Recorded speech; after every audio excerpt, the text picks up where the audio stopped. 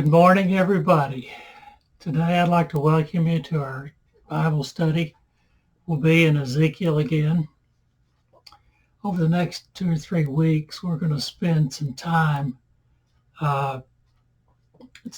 talking about some prophecies of some countries that God pronounced judgment on because of their involvement with Babylon, or because of their hatred for the Israelites, or because of their just general malice in their hearts, or that sort of thing. God found reason to judge them. We're going to talk about some of them. Some of them have been wiped out. They were told that they would be wiped out in existence, never to return again. And we're going to see who those are. There's 7 of them that we're going to look at. Today we'll look at chapter 25. It has 4 of those 7. The Ammonites, the Moabites, the Edomites, and the Philistines. We'll go on to look at Tyre and Sidon and that sort of thing. So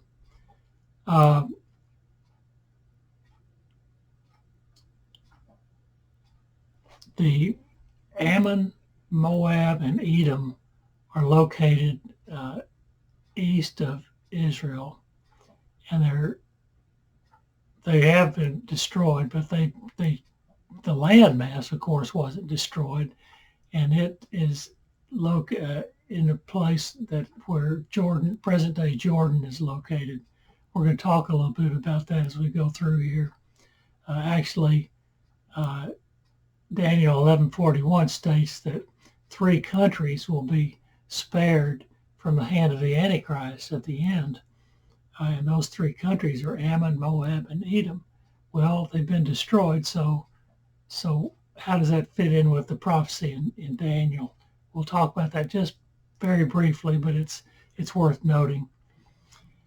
Ezekiel is aware that the foreign nations also must be judged, in addition to Babylon and Israel, for their personal sins and for their cruelty and inhumanity, their inhumane treatment of Israel. All the nations named had either taken part in the destruction of Jerusalem or they rejoiced over it. How about that? I'm just happy they're gone. That's part of the reason for their judgment. All were filled with ungodly pride and idolatries, and I think that's interesting that pride would be mentioned, because pride is probably one of the biggest, if not the biggest, sin in the Bible. It's what keeps men from God. They get in a position where they don't need God. Their attitude is, I don't need God. I'm self-sufficient. I have pride. And that sort of thing. So interestingly, in Ezekiel, Babylon is not listed as one of the countries to be judged. I'm wondering if that could be because God chose them as the chastening rod, to be used as the chastening rod against Israel. But on the other hand, Babylon is included in Jeremiah as countries to be judged in Jeremiah and some other prophets. So it may have been more difficult to write about Babylon since he was in Babylon. Nobody knows, but I just know they're not listed as a country to be judged in the book of Ezekiel. Each of the 7 messages that we're going to be looking at contain 3 parts. They contain the name of the country to be judged, the name, the crime, and the name, the judgment, the punishment. Okay, let's look at the first one is Ammon. It's located in chapter 25, verses 1 through 7. Let me read the first three verses. The word of the Lord came to me, Son of man. We always get this reminder. These messages come from God. They're coming from God to Ezekiel. He's not making it up. He's not claiming something that's not true. this is a common term, common phrase in this book. The word of the Lord came to me. Son of man, set your face against the Ammonites and prophesy against them. Say to them, hear the word of the sovereign Lord. This is what the sovereign Lord says. Because you said, this is what you're to tell the Ammonites, because you said, aha, over my sanctuary when it was desecrated, and over the land of Israel when it was laid waste, and over the people of Judah when they went into exile. Verse 4, therefore I'm going to give you to the people of the east as a possession. They will set up their camps and pitch their tents among you. Oh, let's see, I want to stop there. Okay, the crime is found in verse 3. He says, the crime is defined to be, you said, aha. It's an expression of malicious delight. They were happy about something. And what they were happy about and took delight in was the destruction of the temple, the fall of Jerusalem. Actually, the Bible says they took delight in the desecration of the temple. They took delight in the land of Israel when it was destroyed. And they took delight in the fact that the people, when they went into captivity and into exile, they took great delight in those things. They clapped their hands and said, aha. They rejoiced.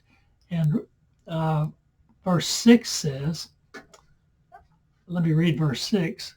Verse 6 says, for this is what the sovereign Lord says, because you have clapped your hands and stamped your feet, rejoicing with all the malice of your heart against the land of Israel. That's more of it, because of malice in your heart. You know what malice is? When we studied some of Paul's letters, he told people of, seems like it could have been Ephesians and Colossians, maybe more. But he told them to get rid of every form of malice. He's talking to Christian people that had malice in their hearts. Malice is a horrible thing to understand what it is. It means you want the worst for something. You hope that they get the worst of everything. You hope they fail at everything they do. You hope that they lose everything they own. You hope all their family members die. You hope all of this, all of that. And it's all in your heart. You might even plot evil against them because of malice in your heart. You might even commit murders because of malice in your heart. And he says, because you rejoiced with malice in your heart, you're going to be judged. Let's look at 4, 5, and 7. It's the judgment. 4, 5, and 7. Therefore, I'm going to give you to the people of the east as a possession. The people of the east. Who does that sound like? Babylon. I'm going to give you to the people of the east as a possession. They will set up their camps and pitch their tents among you. They will eat your fruit and drink your milk. I will turn Rabbah into a pasture for camels and Ammon into a resting place for sheep. Then you will know that I am the Lord. In verse 7, therefore I will stretch out my hand against you and give you as plunder to the nations. I will wipe you out from among the nations and exterminate you from the countries. I will destroy you, and you will know that I am the Lord. They will be taken captive by Babylon, none other than Babylon. Rabbah will be turned into a wasteland. It will disappear as a nation. The land's still going to be there. The people are going to be gone. After being taken captive and destroyed by Nebuchadnezzar, they will no longer exist as a nation. It is a matter of historical record. They do not exist as a people. And just to point something out you may or may not have noticed, verse 7, he uses 3 terms to talk about the judgment he's going to put on Ammon. He says, wipe them out, exterminate, and destroy. God is serious about this judgment. Okay, let's look at Moab, verses 8 through 11. Let me read those verses. This is what the sovereign Lord says. Because Moab and Seir said, look, Judah has become like all the other nations. Therefore, I will expose the flank of Moab, beginning at its frontier towns, Beth Jeshimoth, Baal-meon, and Kiriathaim, the glory of that land. I will give Moab along with the Ammonites to the people of the east as a possession, so that the Ammonites will not be remembered among the nations, and I will inflict punishment on Moab. Then they will know that I am the Lord. All right, the Moabites were the ones who introduced the Israelites to Baal worship in the wilderness. Wow. The crime here is mocking Israel. It says they were supposed to be God's chosen people, but they were no different than any other people. Like all the other nations. What? They wanted a king. They had a king. They got a king, and look what it did for them. That's one of the things where they're like other nations. Interesting point to me is that some Christians get caught up in the worldly side of life, and they will be mocked as look at the good church boy. See, back the Israelites are supposed to be God's chosen people, and they were like, they wanted a king, and they got a king, but they're also like other nations in that they were into idolatry.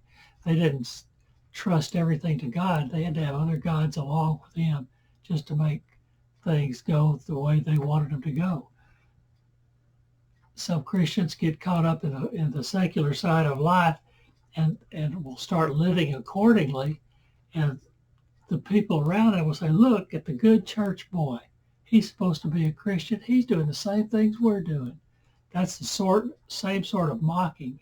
The Christian would be mocked. They were mocked in the same way. So what Nebuchadnezzar said of the Israelites, this is what Nebuchadnezzar said of the Israelites, but the Israelites had become a wicked, idolatrous people. They may have been God's chosen people, but they were living an idolatrous life. They joined the Ammonites in Babylon in 605, in assisting Babylon in 605 BC. So the Ammonites and the Moabites both worked with Babylon in bringing about the demise of Israel.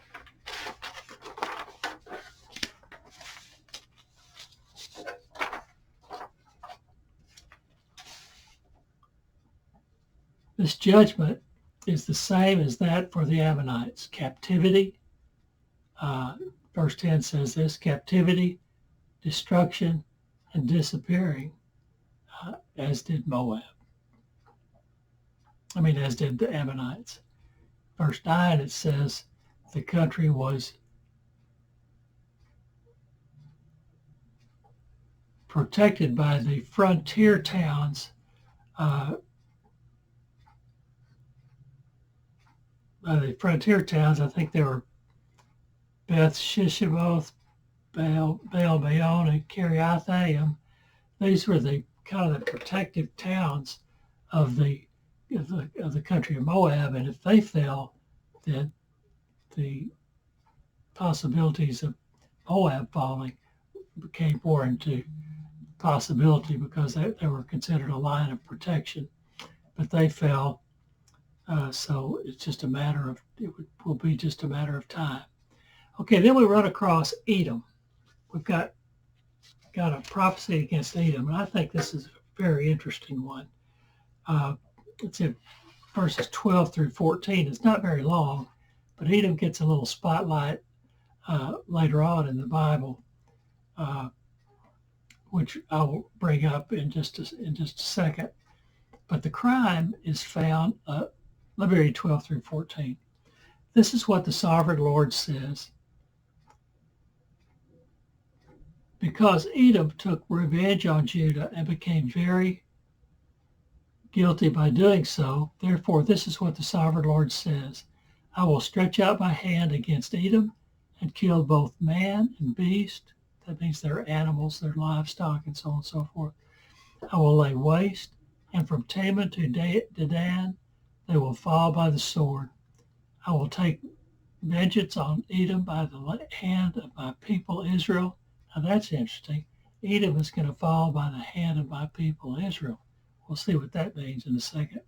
And they will deal with Edom in accordance with my anger and my wrath. They will know my vengeance, declares the sovereign Lord. Okay, the crime is found in verse 12. They took revenge on the house of Judah, Israel. They called for destruction of Israel. They brought Hebrew slaves. They bought Hebrew slaves that we know in Amos. They called for destruction of Israel and no Psalms. They took sides with Israel's enemies. At every turn, they showed malice and hatred toward Israel. There again, malice, that's a killer. That's not good for you. That's not good for your psyche. It's not good for your psychology. It's not good for your emotional health. They took malice. Their focus was through malice towards Israel. The judgment is that God will kill man and their animals. It says beast. Man will kill man and their beast, their animals. They will lay it waste. Vengeance will be taken by God's own people. Now, where is God's own people now when this is being written? They're in the midst of being conquered by Babylon. You wouldn't think that Israel's going to be able to pronounce judgment or conquer anybody. But this says that Edom is going to fall by the hands of Israel. We're going to see what that means. This is not fulfilled, or here it is. This part will not be fulfilled until the intertestamental period, which is the time period between the books of Malachi and Matthew. You know, we had 400 years in there where we had no revelations from God, but we got some history books, the books of Maccabees, and the Maccabees defeated Edom during that time period. So it was God's own people that did it, just like this prophecy says. This is, let's see, the entire book of Obadiah. Now here's where I was talking about earlier when I said Obadiah gets a little extra spotlight in the Bible, even though he got a short prophecy here. The entire book of Obadiah predicts doom on Edom. That's the whole book. It's one chapter, and it's about the doom of Edom. But it doesn't happen for 600 years from the time of this being written. Daniel 11:41. Okay, listen to me now. I think I've already mentioned this once. I'm going to mention it again in a little more detail. Daniel 11:41 predicts Ammon, Moab, and Edom, which are the three countries we've just talked about. Those three countries will be spared from the hand of the Antichrist at the end. These lands are now present-day Jordan. The people don't exist anymore. The line of those people doesn't exist anymore, but the landmass is still there. It's occupied by present-day Jordan. Jordan is an ally of Israel. They're just about the only one, except for the United States. And the United States is as well. They have recently, and I say recently, in the last few decades, have opened their airspace to Israel to provide the flyover of drones to surveil Syria. So, and I think the United States can use that airspace as well. But so they're considered an ally of Israel. But let me tell you, it's a little dangerous to say that's the reason that they're going to be spared. That landmass, Jordan, made up of those three countries, it's hard to say that the fact that Israel is getting that kind of permission and favor from them is the reason they're going to be spared. A little dangerous to say that. It is a positive, but the thing that I think is more appropriate, I mean, it's fun to think about things like that and say, I wonder if that can be fulfillment in the direction of the prophecy that we're talking about. But I think it's better if we can use Scripture to get a little more of a flavor for it. I want to read something to you I found just this morning. There are several references that, when combined, lead scholars to conclude that at the beginning of the Great Tribulation, believing Jews will flee to Petra in southern Jordan, where they will be supernaturally protected by the Lord. Supernaturally protected. Here's what it says in Matthew 24:16 by the Lord Jesus Christ himself. He warned those in Judea, you've heard this many times, but he warned those in Judea to flee to the mountains when they see the abomination of desolation, when the Antichrist breaks his treaty and desecrates the temple by his statue or his presence or whatever. When you see that, flee to the mountains, it says, to avoid being killed by the onslaught of their wrath towards Jews. The closest mountains that they could flee to are in southern Jordan, where Petra is located. Revelation 12:14 tells of Satan pursuing them across the desert as they flee to a place prepared for them. This desert lies between Israel and the mountains of southern Jordan, around the northern and eastern shores of the Dead Sea. And in Isaiah 63:1-6, there's a description of the Lord coming from Bozrah in Edom after single-handedly defeating his enemies there. Bozrah in the land of Edom, where Petra is located. This indicates that when the time comes, the Lord will declare Jordan off limits to the Antichrist and give his people refuge there. He's going to protect them. Now, we don't know why those three countries, landmass inside of Jordan, is going to be protected by the Antichrist. We know that it is, and most likely that's where the Jews are going to run to escape the genocide that's going to be attempted on them by the Antichrist. That's all we know, is that that's going to be there. They're going to be protected miraculously by God. That's all we know. We can develop opinions about, well, yeah, they're an ally. They're giving up airspace freedom for their allies to fly over. It's nice to think about, but what we do know, I mean, by the time that the Great Tribulation actually gets here, all that can change. But what I'm saying is the Bible doesn't change. Those prophecies and future-looking things that Jesus said will not change. Okay. Let's look at the last one, verses 15-17, Philistia. A prophecy against Philistia.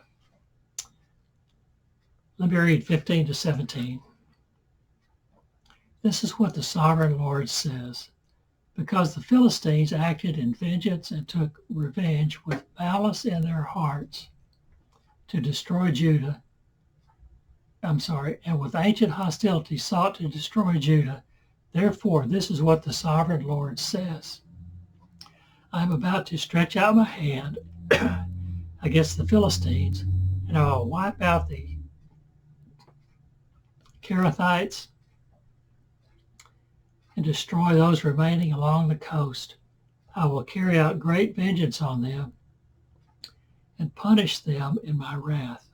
Then they will know that I am the Lord, and when I take vengeance on them. The name Philistia, the cry is vengeance. Vengeance on Israel, I guess. To let you know who we're talking about as a people, Goliath was a Philistine. David made a career fighting the Philistines. It seemed like every time we turn around, we're hearing of battles with the Philistines. So that's the people we're talking about. And they had vengeance against Israel. The second thing is they had revenge with malice in their hearts. You know, sometimes we can think about malice being something we think about, meaning it's in our brains. But if we say malice in our hearts, that is something that is deep-seated hatred. We've talked about what it means earlier, but it's deep-seated. At times it can just take over your being because of that person that gets up in front of you you hate so deeply. It can affect the way you act. It can make affect your decision making and all that sort of thing. So that's one of the things they're going to be judged for, revenge with malice and their ancient hostility towards Judah. God will cut off the best of the fighting men.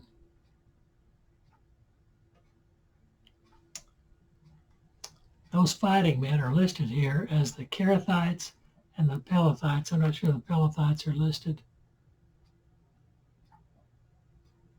But those are the ones that we know of that are going to be cut off their fighting forces.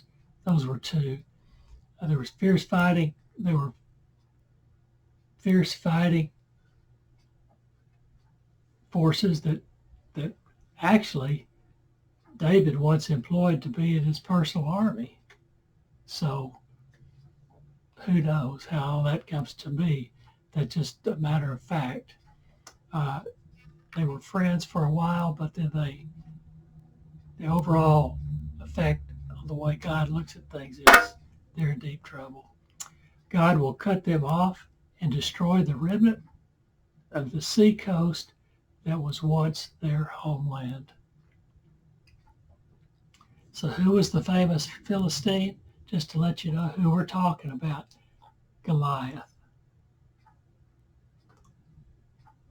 And David made a career fighting him. All right, all of these comments, they will know that I'm the Lord. I've told you this many times. That type of thing, they will know that I am the Lord, means the judgment will be carried out in such a way that there will be no question but that God was the one who brought it to pass. Okay, next week we'll be talking about chapter 26 and possibly 27. I don't think we can get all three chapters into 28. We'll go as far as we can go next week. But that's all I have for you today. Thank you for studying with me.